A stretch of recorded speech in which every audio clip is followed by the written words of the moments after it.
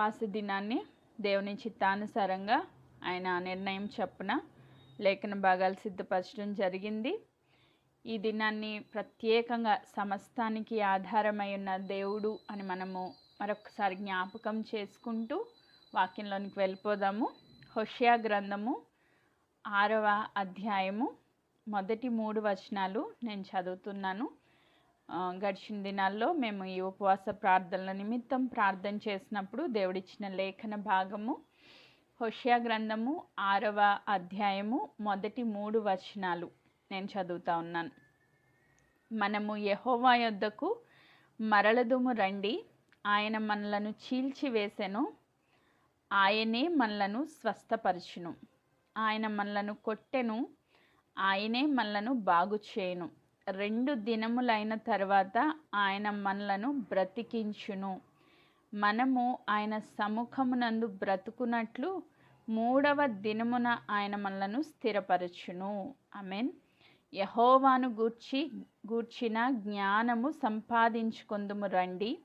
యెహోవాను గూర్చిన జ్ఞానము సంపాదించుకొనుటకు ఆయనను అనుసరించుదుము రండి. ఉదయము తప్పక వచ్చు రీతిని ఆయన ఉదయించును, వర్షం వలె ఆయన మన యొద్దకు వచ్చును. భూమిని తడుపునట్టి తొలకరి వర్షము కడవరి వర్షం వలె ఆయన మన యొద్దకు వచ్చును. దేవుడి మాటలను దీవించును గాక. ఆమేన్. ఈ వాక్యంలో నుంచి మొదటి 2 మాటలు ఈరోజు మనం ధ్యానం చేయబోతున్నాం. తర్వాత నెక్స్ట్ దేవుడు నడిపించిన కొలది నేర్చుకుందాం. మొదటి 2 మాటలు అంటే ఫస్ట్ వర్స్ నేను చదువుతున్నాను మరొకసారి. మనము యెహోవా యొద్దకు మరలుదుము రండి, ఆయన మనలను చీల్చివేసెను, ఆయనే మనలను స్వస్థపరచును. ఆయన మనలను కొట్టెను, ఆయనే మనలను బాగు చేయును. ఆమేన్. సో ఈ మాటలో నుంచి దేవుడు నాతో కొన్ని విషయాలు మాట్లాడుతూ వచ్చారు. ఇక్కడ భక్తుడైన హోషేయ చెప్తున్న మాట, మరలా మీరు దేవుని యొద్దకు మనం అందరం కలిసి మరలుదుము రండి. మరలుదుము అంటే ఆయన తట్టు తిరుగుదాం రండి అని అంటున్నారు. ఎందుకు ఆయన తట్టు తిరగాల్సిన అవసరం ఏమొచ్చింది వీళ్ళకి అంటే, ఫస్ట్ వీళ్ళు ఎక్కడో పడిపోయారు, ఎక్కడో తప్పిపోయారు, ఎక్కడో దేవుడికి దూరం అయిపోయారు. కాబట్టి మరొకసారి రిస్టరేషన్ జరుగుతూ ఉంది. రెస్టరేషన్ ప్రాసెస్లో ఇక్కడ భక్తుడైన ప్రవక్త అయిన హోషేయ చెప్తున్నారు, మనము దేవుని తట్టుకి యెహోవా యొద్దకు మరలదుము రండి అని, ఆయన తట్టు తిరుగుదాం రండి అని. ఎందుకు తిరగాలనుకుంటున్నాడు అంటే, ఆయన చెప్తున్న రీజన్ ఏంటి అంటే, ఆయన మనలను చీల్చివేసెను. చీల్చివేయడం అంటే దేవుని యొక్క శిక్ష వారి మీదకి వచ్చిందంట. ఎందుకు దేవుడు చీల్చేశారంటే, దేవుడు మాట వినకపోవడం వల్ల, దేవునికి దూరం అయిపోవడం వల్ల, దేవునికి అవిధేయ స్థితి చూపించడం వల్ల దేవుడు వాళ్ళని శిక్షిస్తూ వచ్చారు. ఆ శిక్ష నుంచి విడుదల పొంది మరలా ఎవరైతే శిక్షించారో వాళ్ళే బాగు చేసే దేవుడు అని మనం గుర్తెరిగి ఆయన తట్టు తిరుగుదాము రండి అని ఇక్కడ హోషేయ ప్రవక్త చెప్తా ఉన్నారు. అలాగే 2వ మాట అంటున్నారు, ఆయన మనలను కొట్టెను, ఆయనే మనలను బాగు చేయను.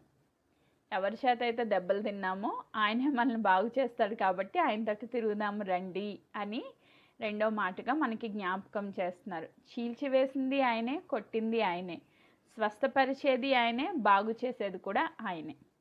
ఆమేన్. ఈ 4 మాటల్లో నుంచి మనం ఈరోజు ధ్యానం చేసుకుందాం. దేవుని యొక్క చిత్తానికి లోబడకుండా, దేవుడిచ్చిన ఆజ్ఞలకు లోబడకుండా ఆయనకు వ్యతిరేకంగా వెళ్ళిన వారి జీవితాల్లో దేవుడే కావాలనుకుని దేవుడే వాళ్ళని చీల్చివేస్తాడు. అంటే ఆయన శిక్షకు అప్పగిస్తారు, దేవుడే వాళ్ళని కొడతారు, దేవుడే వాళ్ళని స్వస్థపరుస్తారు, దేవుడే వాళ్ళని బాగు చేస్తారు. సో ఈ మాటలు నేను చదువుతూ ఉన్నప్పుడు ఎలా దీన్ని వివరించాలి ప్రభువా అని నేను ప్రార్థన చేస్తూ వచ్చినప్పుడు దేవుడు నాకు ఒక భక్తుడిని చూపించారు. ఆయన గొప్ప ప్రవక్త, దేవుని కొరకు చాలా రోషంగా నిలవబడిన గొప్ప ప్రవక్త. అయితే ఆయన జీవితంలో దేవుని తట్టు కాకుండా దేవునికి వ్యతిరేకంగా వెళ్ళిపోతూ ఉన్నాడంట. వెళ్ళిపోతూ ఉన్నప్పుడు దేవుని యొద్ద నుంచి ఆయనకు ఒక శిక్ష వచ్చింది. ఆ శిక్షణ గుండా వెళ్ళినప్పుడు ఆయనకు బుద్ధి వచ్చింది. దేవుని తట్టు తిరిగిన తర్వాత ఆయనకు మరలా జీవం వచ్చింది. ఎవరైనా అని గనక మనం ఆలోచన చేస్తే అందరికీ అర్థమైపోయి ఉంటుంది. యోనా, ప్రవక్త అయిన యోనా, రైట్? యోనా గ్రంథంలో నుంచి కొన్ని మాటలు మనము ఈరోజు ధ్యానాంశంగా ధ్యానం చేద్దాం. దేవుని తట్టు తిరగాలి అంటే మొట్టమొదటిగా మనం ఎక్కడ పడిపోయాలో తెలుసుకోవాలి. ఎక్కడ పడిపోయామో తెలుసుకోవాలి అంటే యోనా గ్రంథాన్ని ఈరోజు మనం ధ్యానం చేయాలన్నమాట. Praise God. చాలా చిన్న బుక్, ఒక్క రోజులో మనం ధ్యానం చేసేయచ్చు ఈజీగా. 4 చాప్టర్స్ మాత్రమే ఉంటాయి. పేజ్ నెంబర్ వచ్చి 763 పాత నిబంధనలో. ఈ యోనా గ్రంథం చాలాసార్లు మీరు ధ్యానం చేసి ఉండొచ్చు. అయితే ఈరోజు ప్రత్యేకంగా దేవుడు మనతో ఏం మాట్లాడతారో ఈ వాక్యంలో నుంచి మనం నేర్చుకుందాం. ఇక్కడ యోనా అనే వ్యక్తి, యోనా అనే మాటకు మీనింగ్ ఏంటి అంటే పావురము అనే అర్థం. బేసిక్గా పావురాన్ని దేనికి సూచనగా పెట్టారు అంటే క్రొత్త నిబంధనలో పరిశుద్ధాత్మకి సూచనగా పెట్టారు. ఎందుకు? పరిశుద్ధాత్ముడు పావురం రూపంలో యేసుక్రీస్తు ప్రభు మీద వాలగా, ఆ ప్రభువు ఆత్మ చేత అభిషేకించబడగా, ఆ అభిషేకము తర్వాత ఆయన పరిచర్య మొదలుపెట్టగా అనేక మందికి రక్షణ స్వార్థ ప్రకటించడం జరిగింది. సో ఇప్పుడు యోనాను కూడా యేసుక్రీస్తు ప్రభు మరణ పునరుద్ధానములకు సాదృశ్యంగా పాత నిబంధనలో మనకు ఒక రోల్ మోడల్గా పెట్టారు, ఒక ఎగ్జాంపుల్గా పెట్టారు. ఆ ఎగ్జాంపుల్లో యోనా అంటే పావురము అని అర్థం. అంటే ఆయన పరిశుద్ధాత్మ శక్తి చేత ఎలా అయితే వాడబడ్డారో అదే విధంగా పాత నిబంధనలో యోనాను కూడా దేవుడు వాడుకోవాలని ఇష్టపడి ఏం చేశారు? ఆయన పిలుచుకున్నారు. ఆయన పిలుపు ఏంటి అంటే మొట్టమొదటిగా దేవుని ప్రవక్త అంటే ఏంటి? గాడ్ మౌత్ పీస్ అన్నమాట. దేవుని యొక్క నోటి బోర. దేవుడు ఏది చెప్తే అది చేయడం వాళ్ళ పని.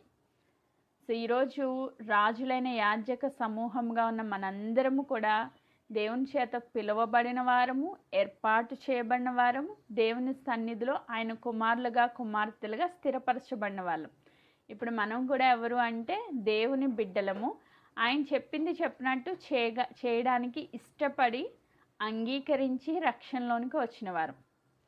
అంతే కదా? బయట ఉన్న అన్యులు దేవుని మాట వినరు. మరి లోనికి వచ్చి నువ్వు, నేను కూడా విననంటే కుదరదు. విననంటే ఎలా ఉంటుందో ముందు చూద్దాం. అక్కడ వినను అన్నారు కాబట్టి హోషేయ గ్రంథంలో ఏం చేశారంటే ఆయన చీల్చారంట, ఆయన కొట్టారంట, ఒక 2 దెబ్బలేసి మళ్ళా తిరిగి సరిచేశారనమాట. అలాగే ఇక్కడ యోనా ప్రవక్త కూడా ఆయన దేవుని యొక్క మౌత్ పీస్గా, దేవుని యొక్క నోటి బోరగా ఉండి ఆయన చిత్తాన్ని ఈ లోకానికి బయలుపరచవలసిన వ్యక్తి ఏం చేస్తూ వచ్చాడంట? దేవుడి సన్నిధిలోంచి పారిపోతూ వచ్చాడంట. మొట్టమొదటిగా యోనా గ్రంథము 1వ అధ్యాయము 3వ వచనం నేను చదువుతున్నాను. 2 నుంచి చదువుకుందాం.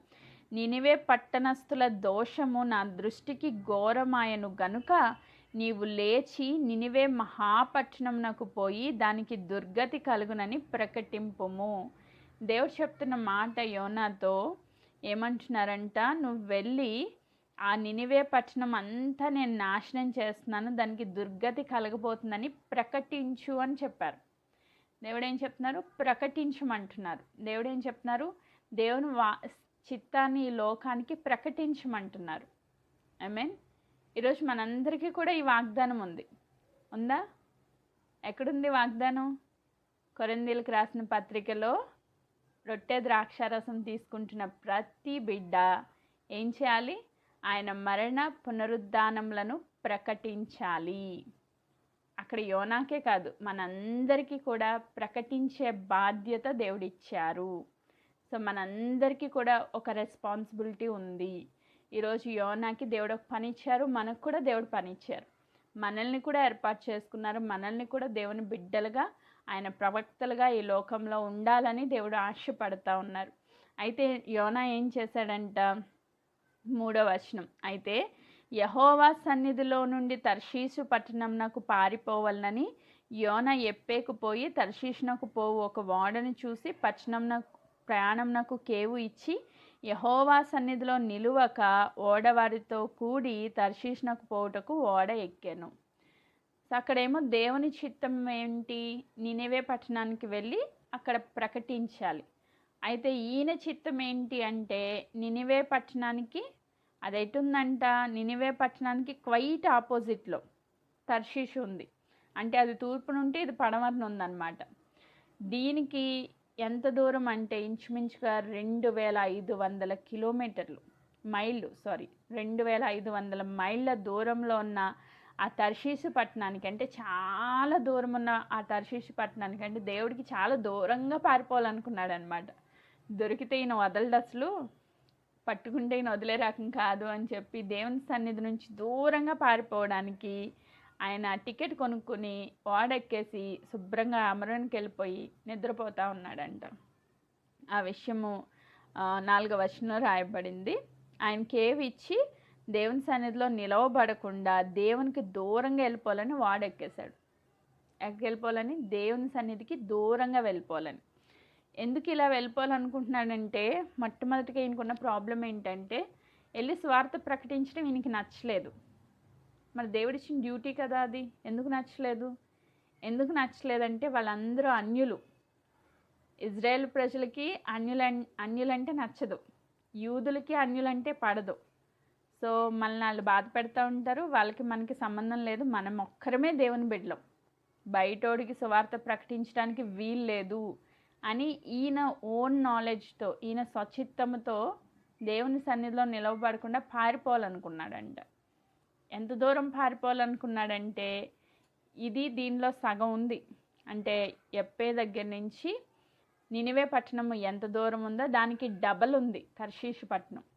ఆ డబల్ ఉన్న తర్షీషు పట్టణానికి రివర్స్లో పారిపోవాలి, ఆపోజిట్లో దేవుని చిత్తానికి వ్యతిరేకంగా పారిపోవాలని ఇష్టపడతా వచ్చాడు, వాడెక్కేశాడు. ఇప్పుడు దేవుడు ఊరుకుంటారా? దేవుడు చెప్పిన మాట వినకపోతే దేవుడు ఊరుకుంటారా? ఈరోజు దేవుడు యోనాని చీల్చాలనుకున్నారు, కొట్టాలనుకున్నారు ఒక దెబ్బ. ఎలా కొట్టారు అంటే 4వ వచనం, యెహోవా సముద్రం మీద పెద్ద గాలి పుట్టింపగా. ఇప్పుడు మనం ఆరాధించిన దేవుడు ఎవరు అంటే సమస్తానికి ఆధారమైన దేవుడు, సృష్టికి ఆధారమైన దేవుడు. గాలి నువ్వు రా అంటే వచ్చి విసురుతుంది గాలి. ఎలా వచ్చిందంట, సముద్రం మీద పెద్ద గాలి వచ్చిందంటే పెద్ద తుఫాన్ వచ్చిందనమాట. సముద్రం పైన తుఫాన్ వచ్చింది, పెద్ద గాలి వచ్చింది. ఆ గాలి సముద్రం మీద గొప్ప తుఫాను రేగి వాడ బద్దలైపోయే స్టేజ్కి వచ్చింది. వాడ 2 ముక్కలైపోయి సముద్రంలో మునిగిపోయే స్టేజ్కి వచ్చేసింది. సడన్గా తుఫాన్ రేగింది. సో ఆ తుఫాను రేగినప్పుడు వాడలో ఉన్న వాళ్ళందరికీ ఒక నమ్మకం ఏంటంటే, వారు నమ్ముకున్న దేవుళ్ళు వాళ్ళని కాపాడుతారని అందరూ దండాలు పెడతా ఉన్నారంట, మొక్కుకుంటా ఉన్నారంట. అందరూ వాళ్ళ దేవుళ్ళని స్మరించుకుంటూ ఉన్నారంట, వాళ్ళ దేవుళ్ళని క్షమాపణలు అడుగుతూ ఉన్నారు. కానీ మన యోనా గారు ఏం చేస్తున్నారు అంటే 5వ వచనం, కాబట్టి నావికులు భయపడి ప్రతివాడు తన దేవతను ప్రార్థించి వాడను చులకన చేయుటకు అందులోని సరుకులన్నీ సముద్రంలో పారవేసిరి. అప్పటికి యోనా ఓడ దిగువ భాగంలోకి పోయి పండుకొని గాఢ నిద్రపోయి ఉండెను. అసలు దేవుని చిత్తానికి వ్యతిరేకంగా వెళ్తాను నిద్రలో పట్టిందంటారు ఈయనకి. మనకైతే ఒక భయం అయితే ఉంటుంది కదా. ఈయనకి ఎందుకంత కాన్ఫిడెన్స్? నేను ఈ మాట చదువుతూ ఉన్నప్పుడు నాకు అదే అర్థం కాని పరిస్థితి ఏంటంటే, దేవుని చిత్తం ఇది కాదు అని ఆయనకి క్లియర్గా తెలుసు, దేవుని చిత్తం ఏంటో క్లియర్గా తెలుసు. కానీ దానికి వ్యతిరేకంగా వెళ్తూ హ్యాపీగా గాఢ నిద్రలో ఉన్నాడంట. మళ్ళీ మామూలు నిద్ర కాదు, గాఢ నిద్ర. తట్టి లేపితేనే కానీ లేవలేనంత గాఢ నిద్రలో ఉన్నాడంట. అంటే ఆయన కాన్ఫిడెన్స్ లెవెల్స్ ఏ రేంజ్లో ఉన్నాయంటే, దేవుడికి నేనే దిక్కు, నన్ను ఆయన ఏమి చేయడు. ఎంత కాన్ఫిడెన్స్ అంటే యోనా గారికి, నన్ను ఆయన ఏం చేయడు, ఎందుకంటే నేను ఆయనకి ప్రియమైన ప్రవక్తని, కాబట్టి నన్ను ఏం చేయడు ఆయన అని చెప్పి హ్యాపీగా పడుకుని నిద్రపోతున్నాడు. అంటే ఇది ఒకవేళ నేను ఒప్పుకోకపోతే క్యాన్సిల్ చేసుకుంటాడు ఆయన చిత్తాన్ని, నా చిత్తానికి ఆయన తలొగ్గుతాడు అన్న రేంజ్లో పడుకుని నిద్రపోతున్నాడు అనమాట. మనం కూడా అనుకుంటాం ఒక్కొక్కసారి కదా, దేవుడు చెప్పింది మనకు నచ్చలేనప్పుడు, పలానా వ్యక్తిని క్షమించు అంటే మనకు నచ్చలేదు, ఏం కాదులే ప్రభా, ఈ ఒక్కసారికి మీరు నన్ను క్షమించేయండి, నేను ఆయన్ని క్షమించను, నా వల్ల కాదు ఇది, నేను ఒప్పుకోను, అసలు ఇది నా చిత్తమే జరగాలి, ఈ విషయంలో మీ చిత్తానికి నేను తల ఒగ్గను. మనకు కూడా చాలా కాన్ఫిడెన్స్, ఎందుకంటే రక్తం పెట్టి కొనుక్కున్నాడు కదా ఆయన, మనల్ని ఏం చెయ్యడులే అని చెప్పి చాలా కాన్ఫిడెన్స్. యోనా గారికి కూడా మంచి కాన్ఫిడెన్స్, హ్యాపీగా గాఢ నిద్రలో ఉన్నాడంట. ఉంటే దేవుడు ఊరుకుంటారా? దేవుడు ఏం చేస్తారంటే చీల్చి వేస్తారంట, కొడతారంట. ఒక్క తుఫానుతో ఆ ఓడను కొట్టేసరికి ఏమైందంటే 2 ముక్కలు బద్దలైపోయి దాంట్లో మునిగిపోయే స్టేజ్కి వచ్చేసింది ఆ వాడ. ఇప్పుడు వెళ్ళి ఆ వాడలో ఉన్న వాళ్ళందరూ ఆయన లేపుతూ ఉన్నారు. లేపుతూ ఉండి వాళ్ళు అన్న మాట చాలా, లాస్ట్ వీక్ కూడా ఈ మాట దేవుడు మనకి జ్ఞాపకం చేశారు. 6వ వచనంలో, అప్పుడు ఓడ నాయకులు అతని యొద్దకు వచ్చి, ఓయి నిద్రపోతా, నీకేమొచ్చింది? ఒక అన్యులతో, అన్య విగ్రహారాధన చేసే వ్యక్తులతో ఒక యెహోవా ప్రవక్త అయి ఉండి ఆయన అనిపించుకుంటున్న మాట ఏంటంటే, ఓయి నిద్రపోతా, నీకేమొచ్చింది? లేచి నీ దేవుని ప్రార్థించుము. వాళ్ళు చెప్తున్నారు, లేచి ప్రార్థన చెయ్యి. ఎలాంటి పరిస్థితిలో మనం ఉన్నామో నీకు అర్థం కావట్లా. కొంతమందికి నిండా మునిగిపోతే చలేంటి అన్నట్టు హ్యాపీగా పడుకుంటారు. సగం సగం ములిగినోడికి భయం ఉంటుంది. నిండా మునిగిపోయాం, ఇంకెందుకు చలేంటి, దేవుని చిత్తం చేయకూడదని ఫిక్స్ అయిపోయాం, ఇంకెందుకు భయం ఏంటి? సగం సగం అమ్మో వెళ్ళాలా, చేయాలా వద్దా అన్నవాడికి భయం ఉంటుంది. నేను చెయ్యను అని ఫిక్స్ అయిపోయినోడికి ఏ భయం ఉండదు. మొండివాడు రాజు కన్నా బలవంతుడంట లోకంలో ఉన్న సామెత. మొండోళ్ళ ఉన్నాం అనుకోండి, ఇంక నేను చెయ్యను అన్నప్పుడు యోనాలాగా హ్యాపీగా నిద్రపోతూ ఉంటాం అనమాట. సగం సగం భయం ఉన్నవాడికి అమ్మో దేవుడైనా చేస్తారేమో, ఏమైద్దో అని ఒక టెన్షన్ ఉంటుంది. ఇతనికి అసలు ఆ టెన్షనే లేదు. యోనా హ్యాపీగా పడుకున్నాడంట.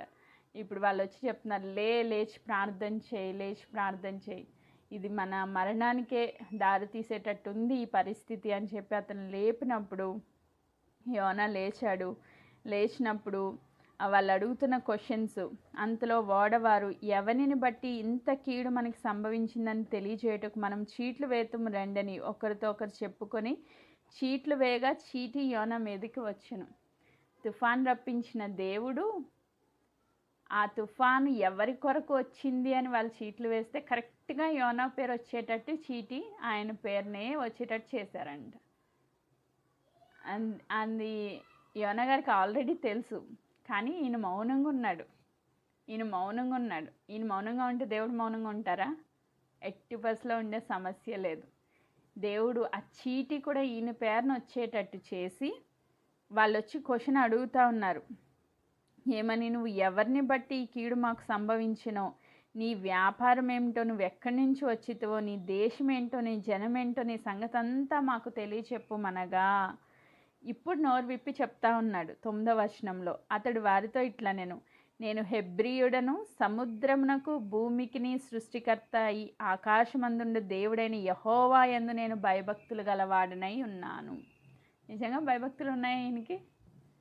లేవు. కానీ ఇప్పుడు చెప్తున్న మాట ఏంటంటే ఆల్రెడీ తన పూర్వస్థితి చెప్తున్నాడు. ఆయన హెబ్రీయుడు. ఆయన ఎలాంటి వాడంట? దేవుని యందు భయభక్తులు కలిగి సముద్రానికి, భూమికి, ఆకాశానికి, సమస్తానికి సృష్టికర్త, ఆధారమై ఉన్న యేసయ్యను నమ్ముకున్నవాడు. ఆమేన్. ఈరోజు మనకి తెలుసు సమస్తానికి ఆధారం దేవుడే అని మనకు కూడా తెలుసు. కానీ మన స్వచిత్తంలో వెళ్ళిపోతూ ఉన్నప్పుడు, దేవుని చిత్తానికి లోబడకుండా ఉన్నప్పుడు మనం ఎలాంటి స్థితిలో పడతామంటే చిక్కుల్లో పడతాం. దేవుడు మనల్ని కొడతారు, దేవుడు మనల్ని చీలుస్తారు, మనకు అనేక రకాల సమస్యలను దేవుడు అనుమతిస్తారు. ఆమేన్. ఇక్కడ చెప్తున్న మాట 10వ వచనం, తాను యెహోవా సన్నిధి నుండి పారిపోచున్నట్లు అతడు ఆ మనుషులకు తెలియజేసి ఉండెను గనుక వారి ఆ సంగతి తెలుసుకుని మరింత భయపడి నీవు చేసిన పని ఏమని అతన్ని అడిగిరి. వాళ్ళందరికీ చెప్తున్న మాట ఏంటంటే, నేను దేవుని సన్నిధి నుంచి పారిపోతున్నాను. ఎక్కడికి పారిపోతారు? ఆకాశంకి ఎక్కినా అక్కడ నువ్వు ఉన్నావు, పాతాళానికి వెళ్ళినా అక్కడ నీవు ఉన్నావు, సముద్రగాధంలోకి వెళ్ళినా అక్కడ నీవు ఉన్నావు, ఎక్కడికి వెళ్ళినా నువ్వు ఉన్నావు. ఆయన లేని ప్లేస్ అంటూ ఏదీ లేదు అని భక్తుడు చెప్తున్న రీతిగా ఎక్కడికి పారిపోయి దేవుడి నుంచి మనం తప్పించుకోగలం ఆయన చిత్తంలో ఫిక్స్ అవ్వకుండా? ఈరోజు చాలామంది దేవుడు ప్రేరేపిస్తున్న ఆయన చిత్తం ఇది అని చెప్తున్నా చెయ్యకుండా వారి ఇష్టానుసారంగా జీవించే వాళ్ళు చాలామంది ఉన్నారు. యోనాలాగా. యోనాకు బయలుపరిచిన దేవుడు మనతో కూడా మాట్లాడుతున్నారు. నీకు దేవుని చిత్తం ఏంటో తెలుసు, ఏం చేయాలో తెలుసు, కానీ నువ్వు దానికి లోబడడం లేదు, నీ స్వచిత్తంలో నడుస్తూ ఉన్నావు. సో అది చాలా చాలా చాలా పెద్ద మిస్టేక్. ఈరోజు దేవుడు మాట్లాడుతున్న మాట 14వ వచనంలో అంటారు, కాబట్టి వారు యెహోవా నీ చిత్త ప్రకారంగా నీవే దీనిని చేసితివి. అన్యులు ఒప్పుకుంటున్నారు. ఈ యొక్క భయంకరమైన తుఫాన్ ఎందుకు వచ్చింది, ఈ పెనుగాలి ఎందుకు వచ్చిందంటే యెహోవా నీ చిత్త ప్రకారంగా నీవే దీనిని చేసితివి. ఈరోజు ఎవరి జీవితంలో సమస్య ఉందో నాకు తెలీదు, తుఫాన్లు ఉన్నాయో నాకు తెలీదు, భయంకరమైన అలలు ఉన్నాయో నాకు తెలీదు. కానీ దేవుడు అన్యులు చెప్తున్న మాట, నీ చిత్త ప్రకారంగా నువ్వే దీనిని చేసితివి. ఆయనే మనలను చీల్చెను, ఆయనే మనలను కొట్టెను. దేవుని చిత్తం లేకుండా నీ ఒక్క తల వెంట్రుక కూడా నేల రాలదు అని వాక్యం సెలవిస్తూ ఉంది. ఆయన చిత్తం లేకుండా మన జీవితంలో ఒక్క సమస్య కూడా రాదు. సాతాను వెళ్ళి పర్మిషన్ తీసుకోకుండా నీ జీవితంలో వాడు పని చేయలేడు. దేవుడు పర్మిషన్ ఇస్తే తప్ప సాతాను కూడా ఏమీ చేయలేడు. కాబట్టి దేవుని సంపూర్ణ చిత్తంలో యోనాను సరిచేయడానికి ఒక తుఫానుని దేవుడు అనుమతిస్తూ వచ్చారు. ఈరోజు మన జీవితంలో ఏ తుఫాన్లు ఉన్నాయో నాకు తెలీదు, ఎలాంటి ఉపద్రవాల్లో చిక్కుకొని ఉన్నామో నాకు తెలీదు. కానీ దేవుడు మాట్లాడుతున్న మాట, ఆయనే మనలను చీల్చెను, ఆయనే మనలను కొట్టెను. సో చీల్చిన దేవుడే స్వస్థపరచాలి, కొట్టిన దేవుడే బాగు చేయాలి. కాబట్టి యోనా చెప్పిన విషయం ఏంటంటే, తన ద్వారా వాడలో ఉన్న వాళ్ళందరికీ ప్రమాదం వచ్చింది.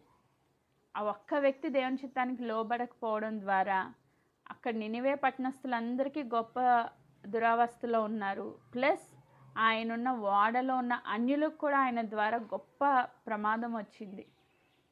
ఈరోజు నేను దేవుని చిత్తానికి లోబడకపోవడం వల్ల, నువ్వు ఒక్కళ్ళు లోబడకపోవడం వల్ల ఎలాంటి ప్రాబ్లమ్స్ వస్తాయంటే, నీవే కాదు నీ కుటుంబంలో ఉన్న వాళ్ళకి సమస్యే, నీ ద్వారా నీ చుట్టూ ఉన్న వాళ్ళకి సమస్యే.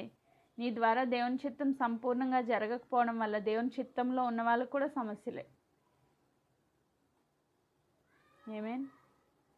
నా ద్వారా ఎవ్వరికి సమస్య లేదని నువ్వు అనుకుంటున్నావు, బట్ నీ ద్వారా చాలామంది ప్రాబ్లమ్స్ ఫేస్ చేస్తున్నారు, నువ్వు దేవుని చిత్తానికి ఫిక్స్ అవ్వకపోవడం వల్ల. ప్రభువా, ఈరోజు నీ చిత్తం ఏంటి నా జీవితంలో, నీ చిత్తం ఏంటి నా జీవితంలో అడుగుతున్నామా? అసలు ప్రభు చిత్తం ఏంటో గ్రహించగలుగుతున్నామా? ప్రభు చిత్తానికి లోబడగలుగుతున్నామా? మన స్వచిత్తానికి లోబడిపోయి యోనాలాగా దేవుని సన్నిధి నుంచి దూరంగా పారిపోతున్నామా? ఒకసారి ఆలోచించేద్దాం. అప్పుడు యోనా గారు చెప్తున్న మాట, నన్ను ఎత్తి సముద్రంలో పడేయండి, కానీ నాకేం భయం లేదు. ఎందుకు భయం లేదు? దీనికి ఓవర్ కాన్ఫిడెన్స్. చెప్తున్నాను కదా, ఎక్కడ పోయినా దేవుడు కాపాడుకుంటారు. ఎందుకంటే నేను దేవుని బిడ్డని, నేను దేవుని యందు భయభక్తులు కలిగిన బిడ్డని. సో తప్పు చేశాను, అయినా కానీ ఆయన కాపాడుకుంటారు. ఒక కాన్ఫిడెన్స్తో ఉన్నాడు ఆయన. లేకపోతే ఎత్తి సముద్రంలో పడమేయమని ఎవరైనా చెప్తారా? ఎవడైనా ఇప్పుడు ఇండియా గురించి ఏదో సామెత చెప్తారు, ఇండియాలో జనాలంటే పీతలు లాంటి వాళ్ళంట. ఆ నూతిలో ఉన్న పీత బయటకు రావాలంటే ఒకటి పైకి చాలా కష్టపడి ఎక్కుతూ ఉంటే రెండో పీత కాలు పట్టుకుని కిందకి లాగేస్తూ ఉంటుందని. అంటే నాతో పాటు అందరూ పడిపోవాలి కానీ ఒక్కడు కూడా పైకి వెళ్ళకూడదు. అలాంటి జనాలు అనమాట. ఇలాగే యోనా ఏమనుకోవాలి, నాతో పాటు వీళ్ళందరూ చచ్చిపోయినా పర్లేదు, నేను మాత్రం కామ్గా మంచిగా ఉండాలి అని చెప్పి మనమందరం కలిసి దేవుని తట్టు తిరుగుదామని ఏదో అక్కడ ప్లాన్ చేయాలి. కానీ ఆయనకున్న కన్సర్న్ నేను నా ద్వారా పాపం మీ వాళ్ళలో ఉన్న వాళ్ళందరూ చనిపోవడం దేవుని చిత్తం కాదు కదా అని చెప్పి ఆయన పడేసేయమని చెప్పాడంట. పడేసేయమని చెప్పినప్పుడు దేవుడు విడిచిపెడతారా? ఆయన కొట్టినా, ఆయన ఉపద్రవాలు తీసుకొచ్చినా, అనేక సమస్యల గుండా నిన్ను నడిపించినా, గాఢాంధకారపు లోయల్లో నువ్వు సంచరించినా ఆయన మాత్రం నీతోనే ఉంటారు. నిన్ను కాపాడడమే ఆయన గురి. ఆమేన్. నిన్ను కాపాడి భద్రపరచడమే ఆయనకున్న గురి, గమ్యం. నీ జీవితంలో దేవుని చిత్తాన్ని నువ్వు సంపూర్ణంగా గుర్తెరిగితే, ఆయన ప్రేమను గుర్తెరిగితే, నువ్వు ఏ సిచ్యువేషన్లో ఉన్నా దేవుడు నిన్ను సంపూర్ణంగా విడిపించడానికే ఇష్టపడతారు తప్ప, ఆయన చిత్తానికి లోపరుచుకోవడానికి ఇష్టపడతారు తప్ప, నువ్వు నాశనం అయిపోవడం దేవుని చిత్తం కాదు. నువ్వు నాశనం అయిపోవడం దేవుని చిత్తం కాదు. శ్రమల్లో మునిగిపోవడం దేవుని చిత్తం కాదు. ఆ శ్రమల్లో నుంచి బయటికి తీసుకురావడానికి, ఆయన స్వచిత్తానికి లోపరుచుకోవడానికి సమస్యలు ఎలా చేసినా ఆ సమస్యలో కూడా దేవుడు తప్పించుకునే ఒక మార్గాన్ని చూపిస్తారు. ఆమేన్. సముద్రంలో పడిపోయిన వ్యక్తి బ్రతకడం అనేది ఇంపాసిబుల్, అసాధ్యమైనది అది. కానీ దేవుడు ఏం చేశారంటే ఒక గొప్ప మత్యానికి ఆర్డర్ చేశారంట, ఆజ్ఞ ఇచ్చారంట. గాలికి ఆర్డర్ చేశారు, తుఫాన్కి ఆర్డర్ చేశారు, నెక్స్ట్ మత్యానికి కూడా ఆర్డర్ చేశారు. ఏమని? నువ్వు వెళ్ళి మింగాలి. ఎంత కరెక్ట్గా క్యాచ్ చేయాలంటే ఆ వ్యక్తి ఎప్పుడు పడతాడా అని ఆ ఓడ కిందే ఈ తిమింగలం కాసుకుని కూర్చోవాలి. కరెక్ట్గా క్యాచ్ చేయాలి. క్యాచ్ చేసి కడుపులో మింగేయాలి, బట్ ఆయన అరగకూడదు. సో దేవుడిచ్చిన ఇన్స్ట్రక్షన్స్ పర్ఫెక్ట్గా ఆ తిమింగలం ఫాలో అయ్యింది. కాబట్టి యోనా గారు ఆ సముద్ర గర్భంలో మునిగిపోకుండా ఆ చేప కడుపులో పడ్డారు. పడిన తర్వాత యోనా గారికి ఒక జ్ఞానం వచ్చిందంట. మనం హోషేయ గ్రంథంలో చదువుకున్నాం కదా, మనం ఆయన దగ్గరికి తిరుగుదాం రండి అని చెప్తూ హోషేయ భక్తుడు చెప్తాడు 3వ వచనంలో, యెహోవాను గూర్చిన జ్ఞానము సంపాదించుకుందాం రండి. జ్ఞానం అంటే ఏంటి? ఏది మంచి ఏది చెడు తెలుసుకోవడం జ్ఞానం. ఏది రైటు ఏది రాంగ్, ఆయన ఏం రాంగ్ చేస్తాడో గ్రహించాడు, ఏది రైటో గ్రహించాడు. ఇప్పుడు జ్ఞానం తెలుసుకుని దేవుని తట్టు తిరిగి ప్రార్థన చేయడం మొదలుపెట్టాడు. ఆమేన్. ఆయన్ని అంత ఉపద్రవంలో కూడా చనిపోకుండా సజీవుడిగా కాపాడినందుకు కృతజ్ఞతగా యోనా చేసిన ప్రార్థన 2వ అధ్యాయంలో మనకి కనబడుతుంది. ఆ మత్స్యం కడుపులో నుంచి దేవునికి ప్రార్థన చేయడం మొదలుపెట్టాడంట. మరి అప్పటి వరకు ఎందుకు ప్రార్థన చేయలేదు? అప్పటి వరకు దేవుని చిత్తానికి ఎందుకు లోబడలేదంటే స్వచిత్తంలో వెళ్ళిపోతూ ఉన్నాడు. సో ఈరోజు మనల్ని కొట్టి చీల్చి ఆయన తట్టు తిప్పుకొని జ్ఞానవంతులుగా చేసే బదులు ముందుగానే జ్ఞానవంతులుగా ఉంటే చాలా మంచిది. కానీ చాలామంది మనం వినం కదా. చాలామందికి ఉన్న ప్రాబ్లం ఏంటంటే సమస్యలో చిక్కుకుపోయేంత వరకు దేవుని చిత్తం తట్టు తిరగం. అసలు ప్రభు నీ చిత్తం ఏంటని అడగం. మన ఇష్టానుసారంగా వెళ్ళిపోతూనే ఉంటాం. ఎక్కడైనా పెద్ద సమస్యలో ఇరుక్కుపోయినప్పుడు ప్రభువా నీ చిత్తం ఏంటి అప్పుడు మొరపెట్టడం మొదలు పెడతాం. యోనా గారిది కూడా అదే పరిస్థితి. అయితే 2వ అధ్యాయం 1వ వచనంలో, ఆ మత్స్యము కడుపులో నుంచి యోనా యెహోవాను ఇలాగు ప్రార్థించెను, నేను ఉపద్రవంలో ఉండి యెహోవాకు మనవి చేయగా ఆయన నాకు ఉత్తరం ఇచ్చెను. ఇప్పుడు చెప్తున్నాడు, ఉపద్రవములో ఉండి యెహోవాకు ప్రార్థన చేయగా ఆయన నాకు ప్రత్యుత్తరం ఇచ్చెను. ఎలా ప్రత్యుత్తరం ఇచ్చాడంట? కింద పడిపోకుండా ఆయన కాపాడారు. అంటే సముద్రంలో ఎత్తి పడేసిన వెంటనే ప్రార్థన గుర్తొచ్చింది దీనికి. దేవా అనుకుంటా పడిపోయి ఉండొచ్చు. వెంటనే ఆ ఫిష్ క్యాచ్ చేసినప్పుడు కడుపులోకి వెళ్ళి, ప్రభువా నువ్వు నాకు ప్రత్యుత్తరం ఇచ్చావు, నువ్వు నన్ను సజీవుడిగా ఉంచావు అని ఇప్పుడు ప్రార్థన చేయడం మొదలుపెట్టాడు. ఆయన మనవి చేయగా ఆయన నాకు ప్రత్యుత్తరం ఇచ్చాను. పాతాళ గర్భంలో నుండి నేను కేకలు వేయగా నీవు నా ప్రార్థన అంగీకరించి ఉన్నావు. పాతాళ గర్భం అంటే ఇంకా అక్కడికి వెళ్ళిన వాళ్ళకి విడుదల అనేది లేదు. అలాంటి సిచ్యువేషన్స్లో కూడా దేవుడు యోనా గారి ప్రార్థన విన్నాడు. ఈరోజు నువ్వు ఎంత భయంకరమైన పరిస్థితిలోకి వెళ్ళిపోయినా దేవుడు నా ప్రార్థన వింటారు అన్నదానికి ఇది ఒక ఎగ్జాంపుల్. అంటే ఇంక ఈ సిచ్యువేషన్ నుంచి బయటికి రాలేము, అయిపోయింది. యోనా గారి లైఫ్ డెడ్ అనమాట. ఇంకా బయటికి వచ్చే ఛాన్స్ అసలు ఎట్టి పరిస్థితిలో లేదు. సముద్రంలో మధ్యలో అడుగు భాగాన్ని వెళ్ళేలా పడేశారు వాళ్ళు. అంటే ఇంకా ఆయన బ్రతికే ఛాన్స్ 100% లేదు. సో అలాంటి సిచ్యువేషన్స్లో యోనా గారు ప్రార్థన చేసినప్పుడు దేవుడు విన్నారంట. విని 3వ వచనంలో అంటారు, నీవు నన్ను అగాధమైన సముద్రంలో పడవేసి ఉన్నావు, ప్రవాహములు నన్ను చుట్టుకొని ఉన్నవి, నీ తరంగములు నీ కరులు నన్ను కప్పి ఉన్నవి, నీ సన్నిధిలో నుండి నేను వెలివేయబడినను నీ పరిశుద్ధ ఆలయం తట్టు మరలా చూచేదని అనుకుంటుంది. మరలా చూడడం అంటే ఇప్పుడు ఆయనకు ఒక హోప్ వచ్చింది. ఒక నిరీక్షణ వచ్చింది. దేవుడు నా ప్రార్థన విన్నారు కదా, ఇప్పుడు చేప కడుపులో వేశారు కదా, అంటే నన్ను మరలా దేవుని సన్నిధి తట్టు, ఆయన పరిశుద్ధ ఆలయం తట్టు చూసే కృప దేవుడు నాకు ఇచ్చారు. ఇది జ్ఞానం. ఎంత భయంకరమైన సమస్యలో ఉన్నా దేవుడు మరలా నన్ను విడిపిస్తారు. ఆయన నన్ను నాశనం చేయడానికి కాదు ఈ సమస్యను అలౌ చేసింది, ఆయన చిత్తానికి లోపరుచుకోవడానికే, ఆయన స్వారూప్యంలోనికి నేను చెక్కబడ్డానికే అని ఎవరైతే గ్రహిస్తారో వాళ్ళు జ్ఞానవంతులు. ఆమేన్. ఈ జ్ఞానంతో ఇప్పుడు ఆయన ప్రార్థన చేస్తూ ఉన్నప్పుడు ఆ అగాధ కోపంలో నుంచి దేవుడు ఆయనని బయటికి తీసుకురావడం జరిగింది. ఈరోజు ఆయనే కొట్టారు ఆ తుఫాను ద్వారా, మళ్ళా ఆయనే స్వస్థపరిచారు, ఆయనే గాయపరిచారు, ఆయనే స్వస్థపరిచారు. అందుకే ద్వితీయోపదేశ కాండంలో ఒక మాట ఉంటుంది, మనం ఒకసారి చదువుకుందాం. ద్వితీయోపదేశ కాండం 32వ అధ్యాయం 39వ వచనం నేను చదువుతున్నా. ద్వితీయోపదేశ కాండం 32:39.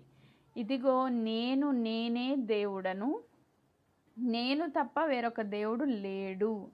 మృతి నొందించువాడను బ్రతికించువాడను నేనే, గాయపరచువాడను స్వస్థపరచువాడను నేనే. ఆమేన్. Praise God. నా చేతిలో నుండి విడిపించువాడెవ్వడునూ లేడు. దేవుడి చేతిలో పడుట బహు భయంకరం అంట. ఈరోజు దేవుని చేతిలో పడ్డ మనం అందరం ఎంత బ్లెస్డో అంత భయంకరం కూడా. ఎప్పుడు ఆయన చిత్తానికి లోబడలేనప్పుడు అది చాలా భయంకరం. ఆయన చిత్తానికి లోబడితే ధన్యులం, లేదంటే అన్యులం. అన్యులైతే భయంకరం. ఇంకా యోనా గారిలాగా ఉపద్రవాల్లో పడాల్సిందే. సో ఇప్పుడు దేవుడు చెప్తున్నారు, నేనే దేవుడను, నేను తప్ప వేరొక దేవుడు లేడు. నువ్వు ఏ సిచ్యువేషన్స్లో ఉన్నా నువ్వు నా తట్టే తిరగాలి, మళ్ళా నా వైపు చూడాలి నువ్వు. ఎందుకంటే నేను తప్ప వేరొక దిక్కు నీకు లేదు.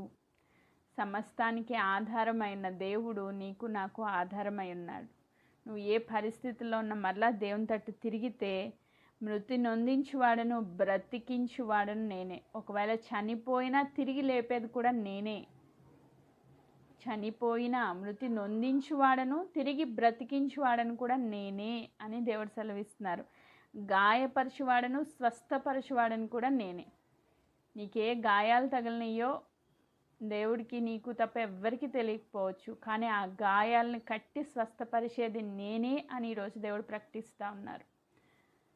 సో చాలామంది బిడ్డలు, నాకు చాలా గాయాలు ఉన్నాయండి, నా మనసులో చాలా బాధ వేదన ఉంది, దుఃఖం ఉంది, కానీ ఏం చేయాలో అర్థం కావట్లేదు, ఎవరితో చెప్పుకోవడానికి నాకు ఎవరూ లేరు, ఒంటరితనం అని అనుకుంటే ఈరోజు దేవుడు చెప్తున్నారు, నీ గాయాలు కట్టేది నేనే, నీ మొర ఆలకించేది నేనే. ఒకవేళ యోనా ఇంకో ఎవరి సహాయం అన్నా కోరున్నా ఆ సిచ్యువేషన్స్లో ఎవరైనా ఉన్నారో ఆయనకి సహాయం చేయడానికి, ఒంటరివాడైపోయాడు. ఎవ్వరు లేరు. ఆ వరల్డ్లో ఉన్న వాళ్ళందరూ ఆయన తోసేశారు, విసిరేశారు. వెంటనే ఆ తుఫాన్ ఆగిపోయింది, వాళ్ళు సంతోషంగా వార్డులో వెళ్ళిపోతూ ఉన్నారు.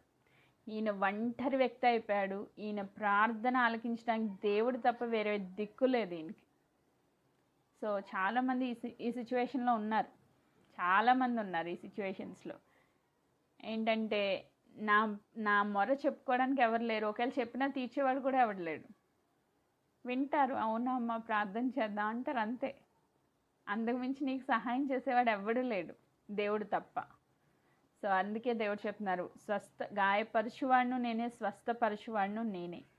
సో ఈరోజు నీ జీవితంలో అనుమతించిన గాయాలు నీ మేలు కొరకే. ఒకవేళ యోనా జీవితంలో ఆ తుఫాన్ రాకపోయి ఉంటే ఎక్కడికి వెళ్ళిపోయేవాడు? తర్షీస్కి వెళ్ళిపోయేవాడు. దేవుని చిత్తాన్ని నుంచి దూరంగా వెళ్ళిపోయేవాడు. దేవునికి అవిధేయుడుగా, దేవుని చిత్తానికి లోబడలేని వ్యక్తిగా నరకానికి పోయేవాడు. కానీ దేవుడు ఆ తుఫాను ద్వారా, ఆ ఉపద్రవం ద్వారా, ఆ కష్టము ద్వారా యోనాను మరలా తిరిగి దేవునికి లోపరుచుకోవడం ద్వారా దేవుడు తన జీవితంలో అద్భుతమైన ప్రవక్తగా, నూతన నిబంధనలో యేసుక్రీస్తు ప్రభు మరణ పునరుద్ధానములకు ఒక పోలికగా ఈ సందర్భాన్ని దేవుడు పోల్చి చెప్పారు. యేసుక్రీస్తు ప్రభు పోల్చి చెప్పారు. సంత గొప్ప ఆధిక్యత యోనాకి దక్కేది కాదు ఎప్పుడు ఈ సమస్య రాకపోయి ఉంటే. సమస్య వచ్చింది కాబట్టే దేవుని చిత్తానికి లోపరుచుకున్నాడు. నా జీవితంలో కూడా వచ్చే సమస్యలు అది మనల్ని చీల్చివేయడానికే కాదు, మనల్ని సరి చేయడానికి కూడా, మనలో ఉన్న స్వచిత్తాన్ని చంపడానికి ప్లస్ దేవుని చిత్తానికి లోపరుచుకోవడానికి. ఆమేన్. ఈరోజు ఎవరు ఏ సమస్యలో ఉన్నారో దేవుడు సూటిగా స్పష్టంగా మాట్లాడుతున్నారు. నేను స్వస్థపరుస్తాను, నేను బాగు చేస్తాను. అయితే నువ్వేం చేయాలి అంటే, యోనా ఎలా అయితే దేవుని తట్టు తిరిగి ప్రార్థన చేయడం మొదలుపెట్టాడో, యోనా ఎలా అయితే దేవుని చిత్తానికి లోపరుచుకున్నాడో, యోనా ఎలా అయితే ఆయన చిత్తం సంపూర్ణంగా ప్రకటించాడో, ఈ దినాన్ని నేను కూడా ఆ పని చేయాలి. చాలామంది బిడ్డలకి దేవుని చిత్తానికి తెలిసి కాదనుకుని వెళ్ళిపోయే వాళ్ళు చాలామంది ఉన్నారు. కానీ ఈరోజు దేవుని చిత్తం ఏంటి నీ జీవితంలో? ఆయన తట్టు తిరిగి ఏం చేయాలంట? 3వ వచనం, యెహోవాను గూర్చిన జ్ఞానం సంపాదించుకోవాలి. జ్ఞానం, ఏది మంచి, ఏది చెడు, ఏది దేవుని చిత్తం, ఏది దేవుని చిత్తం కాదు. మన డైలీ రొటీన్ లైఫ్లో కూడా ఇది దేవునికి ఇష్టం లేదు అని తెలిసినప్పుడు, ఇది కీడు మేలు కాదు అని తెలిసినప్పుడు దాని నుంచి నువ్వు బయటికి రావాలి. ఆమేన్. నువ్వు దాని నుంచి బయటికి రావాలి. దేవుడి చిత్తంలో ఫిక్స్ అవ్వాలి నువ్వు. ఆ జ్ఞానం నాకు కావాలని దేవుడు ఆశపడుతున్నారు. ఆ జ్ఞానం లేక చాలామంది నశించిపోతున్నారంట. ఈరోజు దేవుని గురించిన జ్ఞానం లేక, కట్టడి లేక జనులు నశించిపోతున్నారని వాక్యం సెలవిస్తుంది. ఈరోజు నశించిపోవడానికి కాదు దేవుడు మనల్ని పిలుచుకున్నది. ఎందుకు దేవుడు పిలుచుకున్నారు మనల్ని? బ్రతికించడానికి, జీవముతో బ్రతికించడానికి. ఇంకా చెప్తారు, ఉదయము తప్పక వచ్చు రీతిని ఆయన ఉదయించును. నీ జీవితంలో చీకటి గడియలే కనబడుతున్నాయేమో ఈరోజు, కానీ ఒకరోజు ఉదయం ఉన్నది. ఆమేన్. తప్పకుండా చీకటి రాత్రి తర్వాత 12 hours అయిపోయినాక మళ్ళీ ఉదయం ఎలా వస్తుందో, ఖచ్చితంగా డైలీ రొటీన్ ఎలా జరుగుతూ ఉందో, ఉదయకాలం కూడా దేవుడు ఇదే మాట మాట్లాడారు. ఉదయము సాయంత్రము నిబంధనలతో ఎలా జరుగుతూ ఉన్నాయో అదే విధంగా దేవుడు నీ జీవితంలో ఉదయిస్తారు. ఆయన వెలుగు నీపై ప్రకాశింపచేస్తారు. దేవుడు నిన్ను వెలుగులోనికి తీసుకొస్తారు. చీకటి ఒక దినాన్ని గతించిపోతుంది. ఆ సమస్యలకు ఒక ఎండ్ పాయింట్ ఉంది. ఆమేన్. ఒక ఎండ్ పాయింట్ ఉంది. చాలామంది బిడ్డల సమస్యలు, ఇంక ఇది ఇంతేనా నా జీవితం, దీనికి ఒక క్లోజ్ లేదా అని చాలామంది బాధపడుతూ ఉన్నారు. అయితే సాధారణంగా మనుషులకు కలుగు ప్రతి శోధన నీ జీవితంలో కూడా దేవుడు అనుమతిస్తూ వచ్చారు. అయితే ఆ సమస్యల్లో ఏం చేశారంట? తప్పించుకునే మార్గాన్ని కూడా పెట్టారంట. ఆమేన్. ఏంటా మార్గము అంటే దేవుని తట్టు తిరగడం. సంపూర్ణంగా దేవుని తట్టు తిరగడమే అదే ఒక గొప్ప మార్గం. ఆమేన్. ఆ మార్గంలోనికి నువ్వు రావాలని దేవుని చిత్తానుసారంగా ఈరోజు దేవుడు ప్రకటిస్తూ ఉన్నారు. సో ఎక్కడ తప్పిపోయాం అది ఒక్కసారి మనము పరీక్షించుకుందాం. ఆయనే మనల్ని కొట్టారు కాబట్టి ఆయనే మనల్ని బాగు చేస్తారు. ఆయనే చీల్చివేశారు కాబట్టి యోనాను దేవుడు ఎలా అయితే బ్రతికించుకుంటూ వచ్చారో, ఆయన చిత్తాన్ని జరిపించుకుంటూ వచ్చారో, అలాగే నా జీవితంలో దేవుని చిత్తాన్ని సంపూర్ణంగా నెరవేర్చబడాలి అని కోరుకుంటూ ఈ మాటలు నేను ముగిస్తున్నాను. రేపటి దినాన్ని దీన్ని కంటిన్యూ చేద్దాం. ఇంకా చాలా విషయాలు దేవుడు మాట్లాడుతూ వచ్చారు. రేపటి దినాన్ని మనము కంటిన్యూ చేద్దాం. దేవుడి వాక్య భాగాన్ని దీవించునుగాక. ఆమేన్.